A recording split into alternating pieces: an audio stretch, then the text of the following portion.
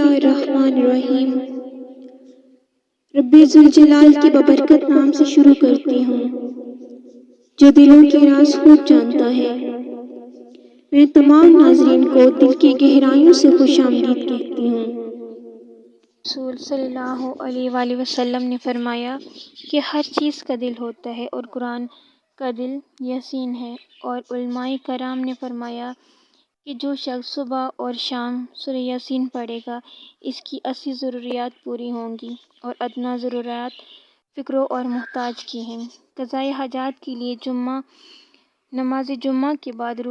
بقبلہ ہو کر سورہ یاسین 3 بار اس طریقے سے پڑھے کہ پہلے مبین پر پہنچے تو سورۃ اخلاص 3 بار پڑھے، دوسری مبین پر پہنچے تو سورۃ کوثر 3 بار پڑھے، تیسری مبین پر پہنچے تو سورہ الم نشرح 3 بار پڑھے، چوتھے مبین پر پہنچے تو سورہ فاتحہ 3 بار پڑھے، پانچویں مبین پر پہنچے تو آیت الکرسی 3 بار پڑھے، چھٹی مبین پر پہنچے تو یہ دعا 3 بار پڑھے،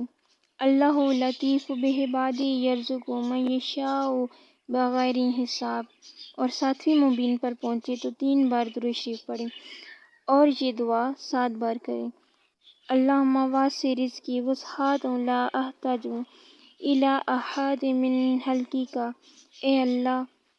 میری روزی میں اتنی وسعت فرما کہ تیری مخلوق میں کسی کا محتاج نہ رہوں، اور پھر سورہ مکمل کریں۔